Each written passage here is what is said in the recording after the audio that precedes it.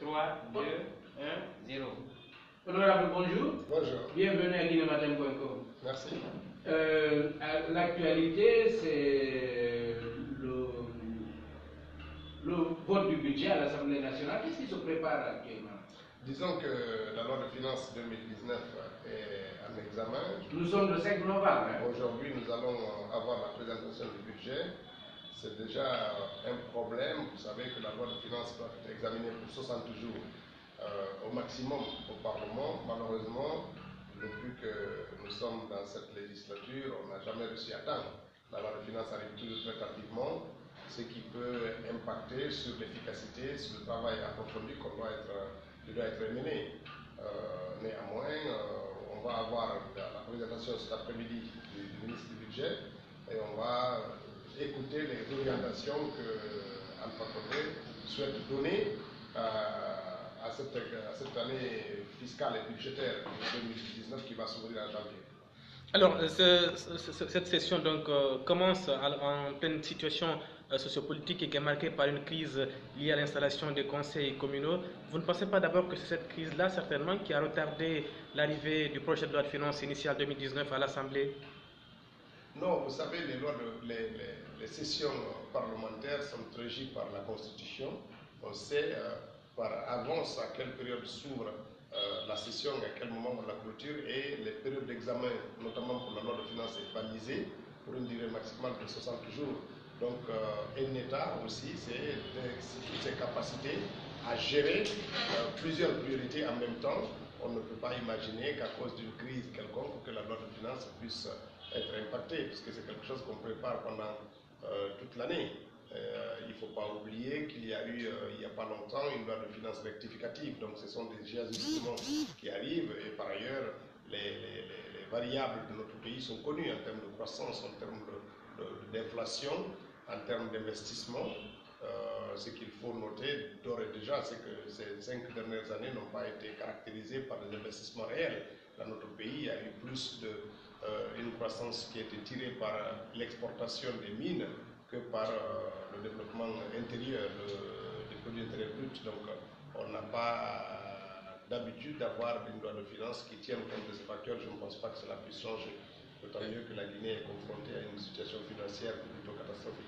Et justement, vous ne pensez pas que cette crise-là pourrait affecter négativement cette session, puisque l'opposition et la mouvance sont toutes préoccupées justement par cette crise sociopolitique qui est là, mais il y a dans le même temps la grève des enseignants qui est toujours en cours. Vous ne pensez pas que toutes ces crises-là pourraient impacter négativement cette session budgétaire? Non, pas du tout. Nous travaillons en tenant compte des chiffres et des indicateurs que le gouvernement va fournir.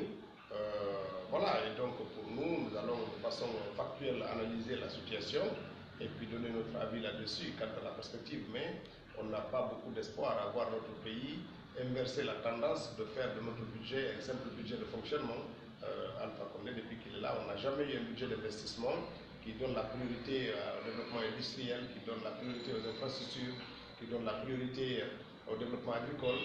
On a une politique de saupoudrage des secteurs porteurs de croissance et tout repose sur ce qu'on peut tirer des mines dans lesquelles on a réussi à installer un désordre.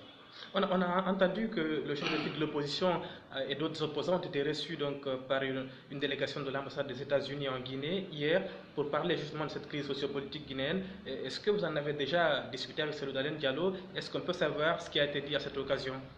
Comme d'habitude, vous savez, les diplomates s'inquiètent lorsqu'il y a une dégradation de la situation politique ou sociale du pays dans lequel le pays hôte pour eux. Donc, l'ambassadeur des États-Unis a dû marquer son inquiétude par rapport à ça et marquer aussi sa solidarité vis-à-vis de l'opposition et exhorter les autorités à faire attention dans la répression, et exhorter le gouvernement à ouvrir des enquêtes quant aux assassinats qui se déroulent dans le pays et pousser à un plus grand respect des lois de la République. Donc je pense que c'est quelque chose qui est attendu, qui était attendu par l'opposition, et ça tombe bien. La communauté internationale est plus que jamais sollicitée parce que nous ne faisons plus confiance à l'État, nous ne faisons pas confiance à notre appareil judiciaire. Il faut donc qu'il y ait une commission d'enquête mixte qui pérennise la souveraineté de la Guinée, mais qui ouvre à la communauté internationale aussi cette possibilité de garantir l'impartialité et l'objectivité des conclusions qui pourraient en découler de cette enquête, parce que quand on a assassiné 98 personnes, il est temps que l'État guinéen ouvre les yeux sur ces dérives de ses forces de défense et de sécurité. Si je comprends bien, c'est qu'ils ont parlé exclusivement de ces enquêtes, mais pas de la situation politique proprement dite, notamment les problèmes liés à l'installation des conseils communaux.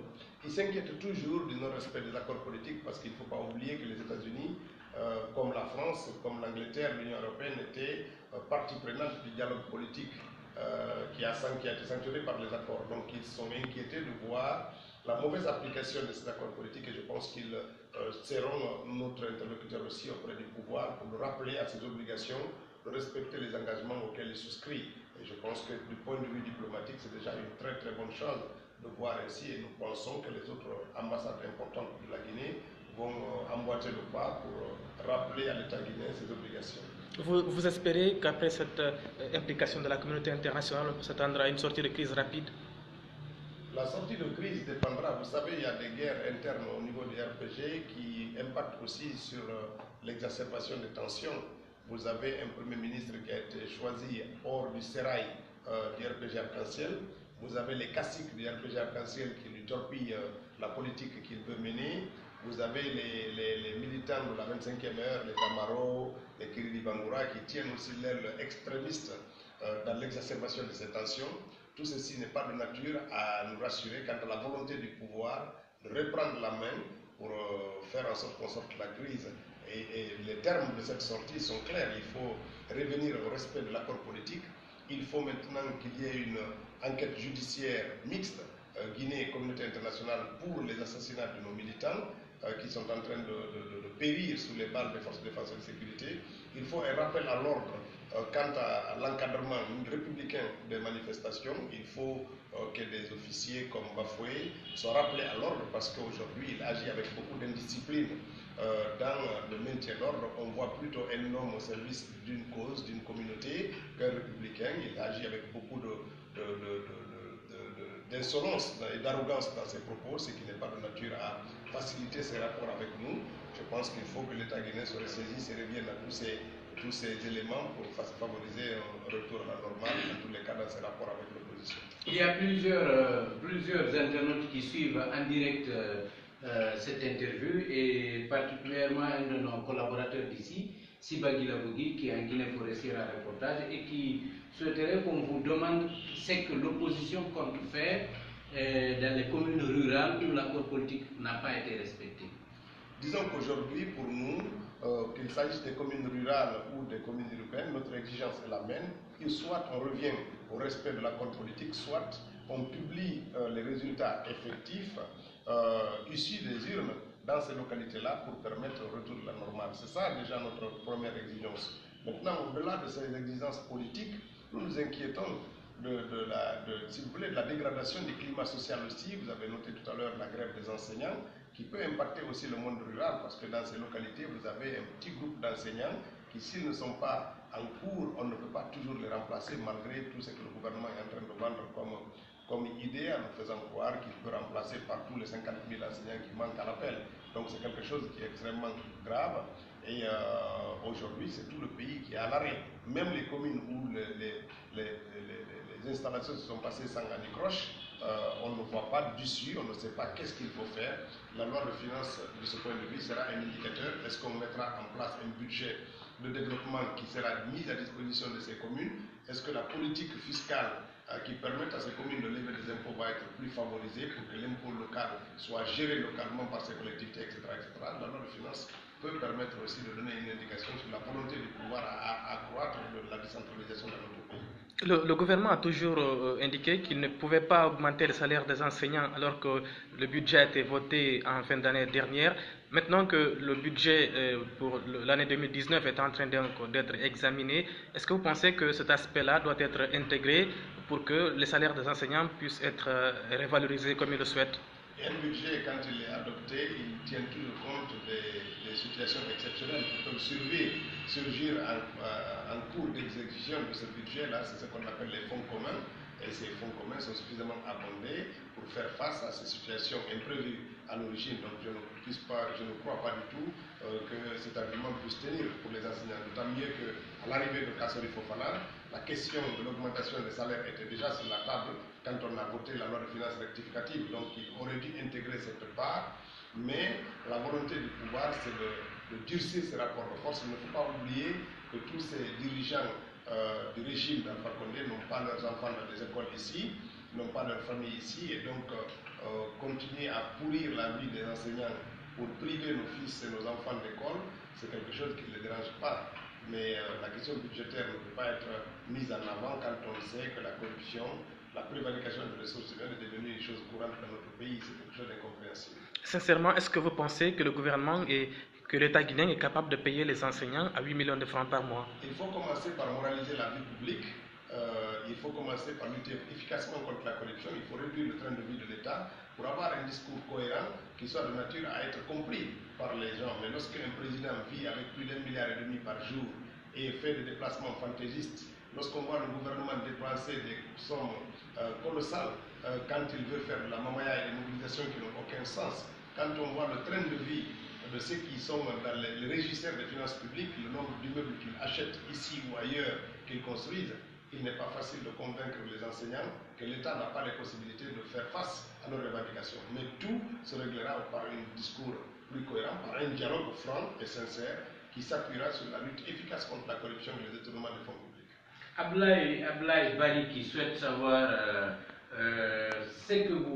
pourquoi vous négociez après un vote. C'est-à-dire que les citoyens ont voté, ils ont choisi des élus. Pourquoi négocier pour désigner des maires? Et peut-être on peut enchaîner, il y a Chérif Gawal aussi, il dit Diallo Ahmad Chérif, depuis la France, pouvez-vous demander à l'honorable de nous élucider sur la position de son parti à cette situation de Kindia? Disons que pourquoi on négocie? Lorsqu'on est face à un État qui ne respecte pas les lois, lorsqu'on est dans un État qui lui-même encourage la violation de ses propres dispositions législatives, il est difficile d'arriver avec une démarche cohérente ou qui est capable d'être expliquée. Mais lorsqu'on a été privé de nos suffrages par la fraude et que les autorités ont été convaincues par nos arguments, par les preuves que nous avions de la forfaiture, c'est un peu la bonne volonté que nous avons mise en avant de dire écoutez, on peut s'en sortir si vous acceptez de nous restituer ce qui a été volé. Voilà les termes de la négociation, parce que pour nous, l'essentiel était le rétablissement du vote, la restauration du vote qui a sanctionné les élections. Et malheureusement, comme c'est le gouvernement qui est bénéficiaire, c'est le pouvoir qui est bénéficiaire qui a instruit ces forfaits, il est toujours revenu difficile de le faire. Il faut souligner que les tenanciers de ce statu quo, c'est Damaro, c'est Kirili Bangoura, c'est eux qui sont un peu les architectes de toute cette fraude électorale et qui aujourd'hui ne veulent pas être désavoués par ce qu'ils ont fait, parce qu'ils ont été plutôt démasqués, mais ils ne veulent pas être désavoués par leur parti, donc ils tiennent donc à durcir les positions pour éviter mais nous sommes déterminés à ne pas lâcher prise, à pousser la manifestation comme celle qu'on a appelée pour le mercredi prochain et le jeudi. On va continuer ainsi systématiquement à pourrir la vie de l'État pour amener